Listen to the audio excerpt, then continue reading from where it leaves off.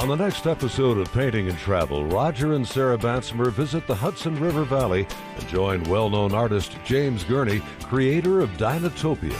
Sarah talks with Jim about his work, and both he and Roger paint by the Hudson.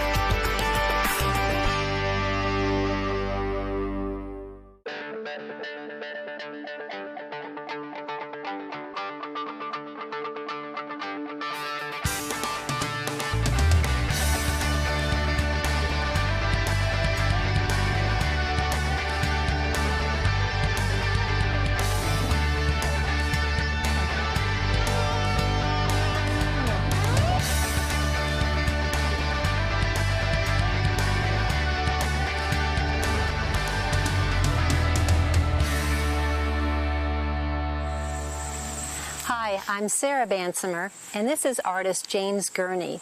Later on, James is going to join Roger and paint together.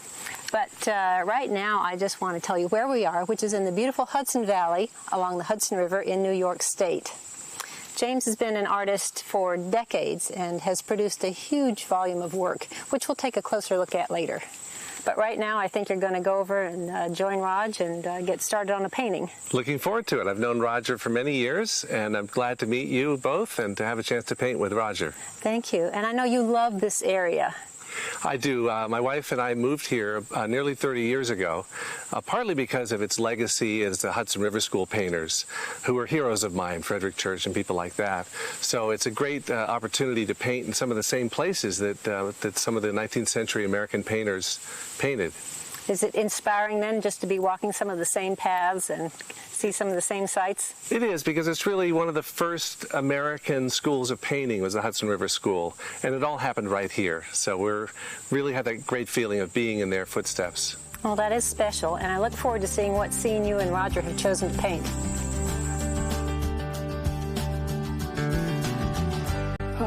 Well, Jim, here we are on the Hudson River. Here we are, the beautiful Hudson River in front of us. I know, it's really great being here with you.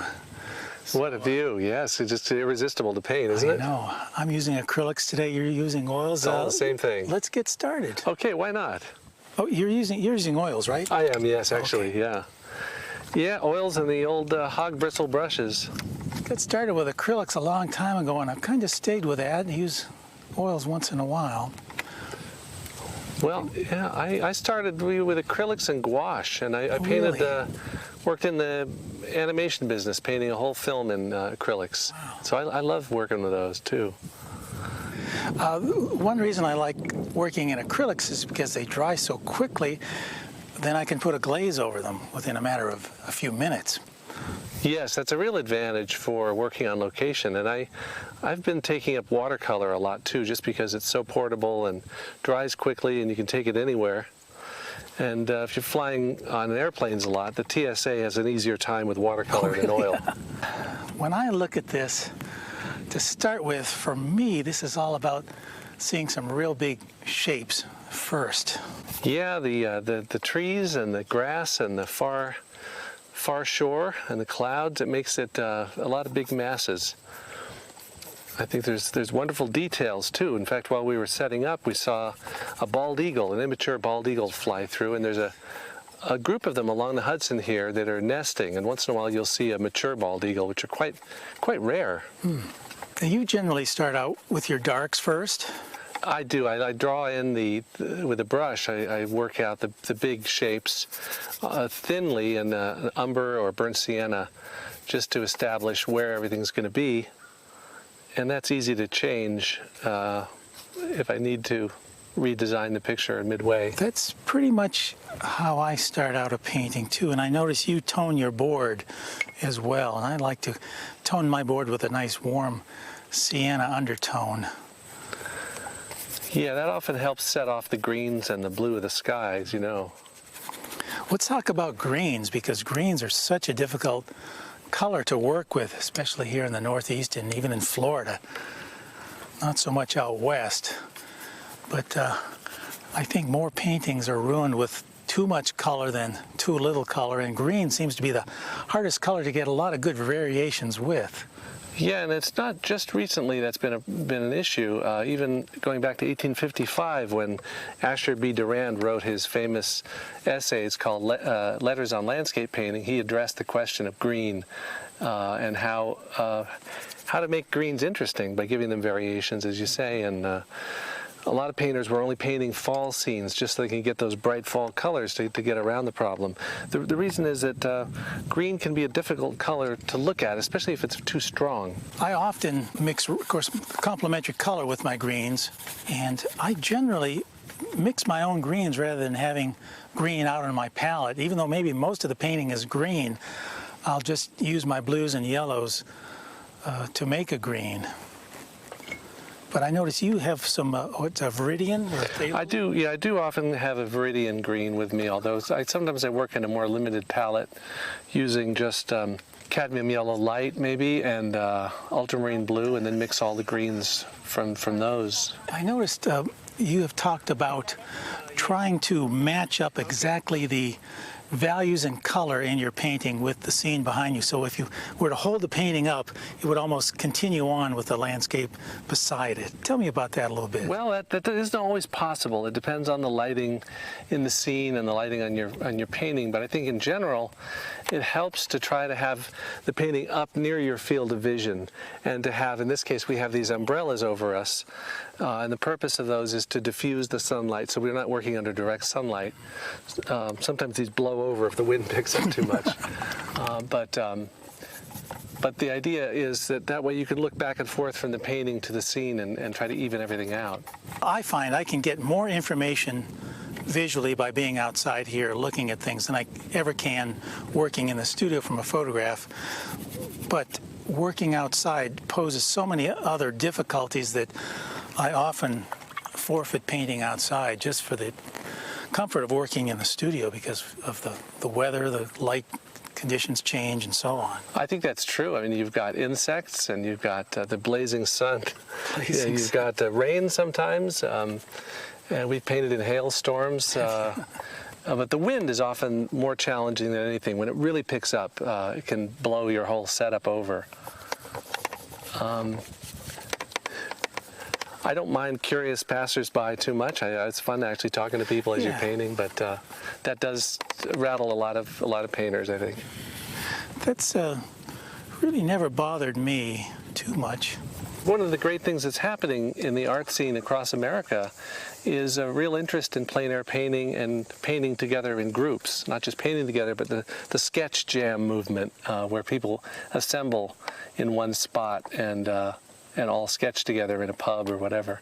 I have not been to many paint outs, but Sarah and I were at one in Steamboat Springs. Oh yeah. And I enjoyed that immensely, going out on location and painting with other artists. Just to see how different people set up and what procedures they use. And I think that's one of the neat things about your show too, is that you're, giving people a chance to see how an artist works. When I grew up as a young artist, as a teenager and a kid, I never saw any adults drawing other than my dad as an engineer, but I didn't really have the chance to watch how people worked. So that didn't happen until I got to art school. Did you have artists in your family? No, I didn't. No one that was actually a painter, but everybody was very supportive and artistic in one form or another, but not with a paintbrush. Mm-hmm. And were there any mentors along the way that were kind of painting inspirations for you? Yes, I think that's how we met. An artist by the name of Rien Portleet was a Dutch painter, lived in Holland, and he was one of the best painters I think I've ever seen. And he did some books called Gnomes. Yes. And then he did a lot of other books on wildlife and animals, and they were just superbly done. And that gave me the inspiration to do my first book called The Art of Hot Air Ballooning. And then when I found your work, I found it had sort of that same maybe inspiration, I'm not sure. Oh, definitely. I was also inspired by Poortvliet as a Dutch artist. His book on gnomes, but also his other illustrated books were kind of set the standard for a full-length illustrated books for all ages. That water, that river water, is just changing color from second to second, isn't it? It sure is. It's amazing how much that's changing. I think we're going to have some rain coming in. That is pretty dark. Maybe later wouldn't this be surprised. afternoon. If so, we're more or less set up. That's one difficulty with painting on location. It's, like you said, it's not only the insects and things like that, but the light has changed dramatically. It almost makes you wonder, well, what was the point in starting here? Now, do you remember what was there? Are you going with what you remember, or are you changing it maybe as you go? If it looks better now than it did earlier on, would you change it, or would you leave it the way it was? I just put in that thunderhead, that dark shadow, because I have a feeling we're going to be experiencing that in a short time. No, but I think I try to pick the best features at a given moment and try to remember if there's some feature. Like right now, there's a little light on the far hill, and then it's in the shadow where we are, and I want to try to capture that in the final.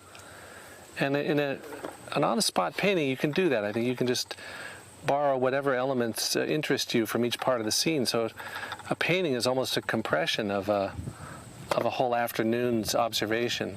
I'm going to put a little cadmium yellow light out here on my palette because I can't get that brilliant green with the Indian yellow. And I often put a nice patch of sunlight in a painting, and often in the very distance. Just a little sliver of sunlight, it brings a painting to a new dimension. Yeah, I love that about your paintings. You often will have like a scene along the Florida bayous where you've got a far shore that's catching light and the whole foreground is in shadow, and that really adds a lot of magic. Now, the nice thing about these warm underpaintings, I know, is that you really have to cover them up because not much in nature is really that bright of a red or a pink. Yeah. And so it makes you use opaque paint over the whole surface. You know, if we didn't have this warm undertone, at least I wouldn't be able to get the richness of those red maples.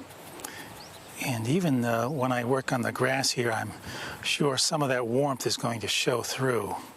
Yes, it's little bits of it showing through really helps, and that's one of the things that can help greenish areas, is having a little red peeping through the spaces in the paint. Wow, unknowingly I have drawn this differently than I see it now. I have those red maples actually below the line of those mountains, as if I were up higher on the hill. I don't know, some of this stuff seems to be instinctive as far as composition goes.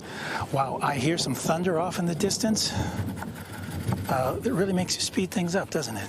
Well, a little rain doesn't hurt anybody, unless you're painting in watercolor, then it does. Yeah. Then you got to run for cover. We can see the rain over there. Look at that coming down. This is so Hudson River-ish, isn't it? It really is. You know, you think of these painters like Durand and the classic Hudson River School painters, and you can almost see the light moving through the pictures in the paintings they did.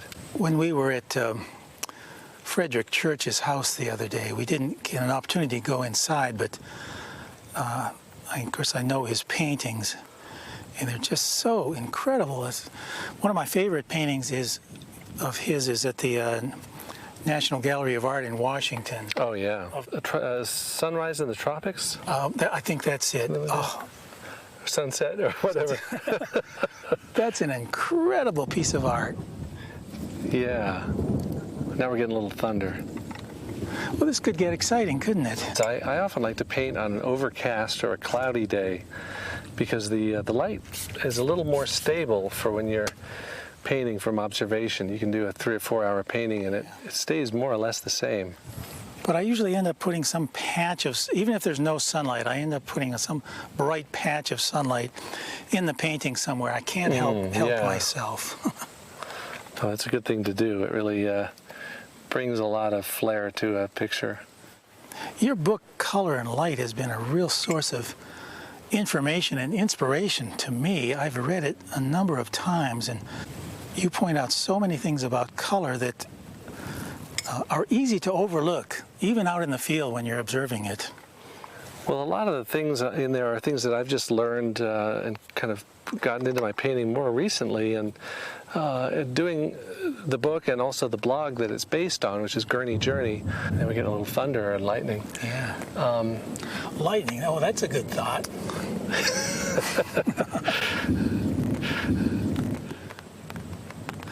Well, Jim, I hear raindrops on the umbrella. Yeah, that's not Usually, unusual around here. that's usually a good cue for us to maybe wrap this up. So let's take our paintings back to the studio. I've got a photograph of this, and I think you do too.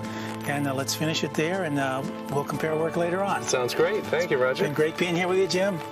All right. Thanks a lot. Take care. A group's video shot? Yeah. You can also get a still if you want. Yeah. Oh boy, you better hurry. Go get on now. Right next to your husband? Oh, yeah. Okay, you get over here, Jeanette. There you are. Oh, you're going to cover with paint. Don't don't worry. me. So here we are before the lightning strikes our umbrella. Okay. Which one? Hey, all Ready for that right. one? Hello. Hey ho. All right. Sounds good. Good. Now, here we are with all this. Let's pack up this camera. You want to pack that one up?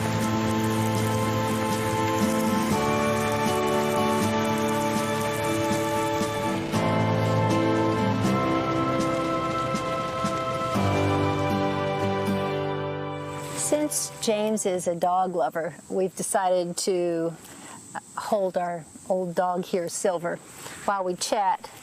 And I'm looking forward to hearing some tips on how maybe I can open up my imagination. Now, your creativity is just explosive, especially in the Dinotopia series. That comes to mind. Thank you. Well, you know, I do paint a lot of dinosaurs and imaginary creatures, both for fantasy books and for National Geographic and magazines like that. But what I love most is sketching, and all of the fantasy work comes from drawing from observation and painting from observation. But I'm really thrilled to have Silver here, Silver Bansemer, because I grew up drawing dogs as a kid. We had 3 dogs, and they were, whenever they fell asleep and would hold still, I'd draw pictures of them. I thought I'd take a few minutes to draw a picture of Silver, the Bansemer's dog, who was lying down comfortably at the edge of the parking lot next to the camper van. I bring my sketchbook just about everywhere, and I like to take any opportunity to draw a friend or to draw a dog or an animal or whatever I see. And here I'm using a combination of water-soluble colored pencils and a water brush. This water brush is a hollow-handled brush that allows you to dissolve the pencil to get a nice soft wash before coming back in. Once that dries, you can come back in and add textures of hair and fur and details. I was lucky because Silver held that pose for nearly 15 minutes so I could do that sketch.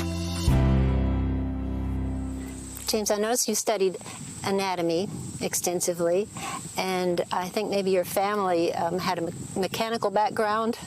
Yes, my dad and grandfather and great-grandfather were all mechanical engineers, so we were always building things, building models. We always went to cheap restaurants because you could draw on the paper napkins. But so drawing was something that was very important to me as a kid. And my dad used to tell me that everything you see in the world begins as a drawing, begins as an idea and then a drawing. And that's kind of why drawing was an automatic thing for me as a kid, and building things, building 3-dimensional models was also something I loved doing. Well, I'm fascinated how you have fused those skills and talents together with your creativity to come up with the most incredible imaginary worlds. Everything seems real in your imaginary worlds because things work properly. They look like they're built to move. Well, thank you. No, in order to feel real to me, I have to imagine how they look if you did a cutaway and how the different pieces of them would work. And so the world of Dinotopia that I developed is a fantasy world where you get to see all the different parts. If you're looking at a windmill, how the windmill works and things like that. So it's been a project that has started with a lot of research and a lot of analysis of how real things in our world work, and then trying to take that into a world where people and dinosaurs live together.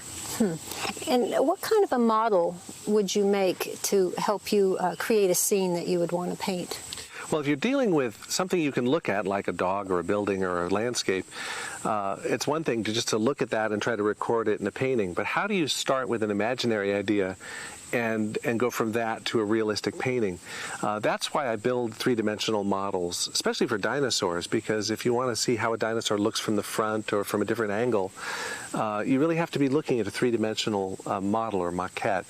And the same is true with architecture. I'll often build three-dimensional models to see how each building will look. What do you build the dinosaur out of? Out of oven-hardening clay called Sculpey. I build the architecture out of cardboard just held together with a glue gun, sometimes styrofoam. Like you might do if you're building a model train set, that type of modeling? Like that, except even rougher and faster. A maquette, for reference, can be much rougher than a miniature train layout, but the same idea basically. And then do you set the models in the positions you want and photograph it, or do you draw right from the positions they're in when you set them on your counter? I've done both. I've taken them outdoors in sunlight and photographed them, because nothing is better than seeing them under actual sunlight. Sometimes I go to actual locations to look at things.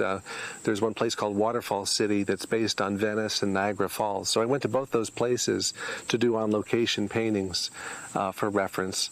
I went to the American Southwest to do research for a canyon city. So there's nothing more amazing than what's already in the real world, as you guys know, because you've traveled so much of it. And that's where I get a lot of ideas for fantasy settings.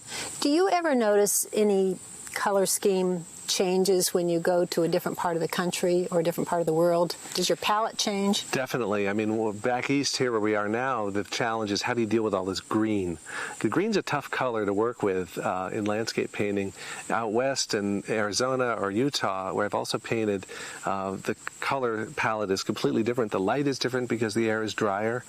So yeah, that's one nice thing about traveling and looking for different kinds of landscapes. Mm-hmm. And what type of canvas do you like to paint on the most? I like working on panels mostly because they're fairly portable and durable. So just a simple masonite or a wood panel with a canvas glued down on it. Yes, Roger finds that very attractive to paint on too, especially with traveling because it's fairly durable. Yes, and on some painting excursions my wife and I have taken up in the Catskills, we have to hike a few miles out on the trail, and for that we need to take very lightweight painting gear because it's after you're carrying a 40-pound pack, it starts to add up after you're getting 5 or 10 miles on the trail. Yes, and it's nice that she shares your love of painting and love of art. I think that's very special. We met in art school at Sketching Buddies. We were sketching buddies for years before we got serious about each other, and so we're still sketching buddies, and we love doing that more than anything. Oh, that's wonderful. And I know Silver was lucky to have his sketch made earlier by you, and maybe Jeanette will also sketch him. We'll see what happens. Yeah, he poses well. Yes, he does pose well.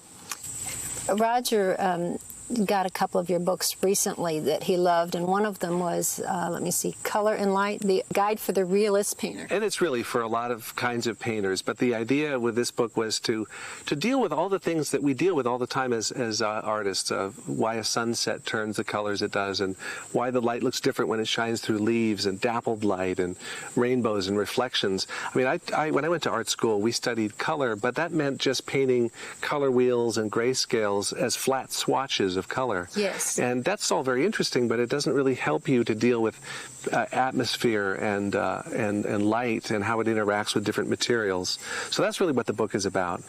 I like that because it seems like a lot of paintings that I'm fond of have a kind of a translucent feeling to it, of the light coming up through, and then in a lot of textbooks it's sort of an opaque color swatch. Somehow you're able to write about it in a way that is very understandable. Well, thank you. I wanted to put it in plain English and to draw upon a lot of the knowledge from the artists from 100 and 150 years ago, but also some of the new science of visual perception, which has kind of changed our ideas about how we see the world. So it's kind of a mixture of the old and the new and the practical. Who is out there exploring the science of visual perception? Well, there's a scientist at Harvard named Margaret Livingstone who's made us realize just one basic fact she discovered is that the way we perceive tone, light and dark, is completely different part of the brain than the part that perceives color. Color is processed in a different section. And that's one of the reasons why when we're planning a picture, we plan the tonal design first and then the color separately. And what exactly is tone? tone would be the light and the dark. It's kind of the foundation of the picture, or the values, sometimes people say. And it's as if you took a black and white photo of a painting. And if that's working, then it almost doesn't matter what the colors are. The tones or the values have to be right.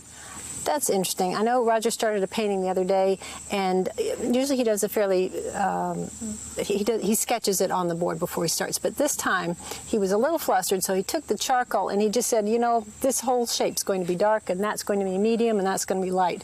And he flowed through that painting quite well. Yes, you know, that's the key, I think, and that's one of the reasons why it's good to do a little thumbnail sketch first in pencil, and very simple tools. And a lot of these painters from the 19th century worked all the time in pencil, because you can always add the color to that, but that's the structure, the foundation, the skeleton of a picture. And when you're doing a very large painting, how many sketches do you make before you can go to the large one? Quite a few sometimes. If I'm planning an imaginary scene, I might do 20 or 30 or even more sketches, and sometimes a little color study. And do you use the small one to go to the large one exactly, or when you're painting the large one, does that evolve a little bit? It always evolves at every stage, and the more planning, the better. I never use up my energy in the early stages. I always am glad if I do the research, get people to pose if I need that, and and do the studies that are necessary. Well, it certainly shows in your artwork. It's just a joy to look at, and we always learn something when we read one of your articles or study one of your books. It's been great talking with you. Good talking with you, too. Thank you, Sarah. Thanks, James.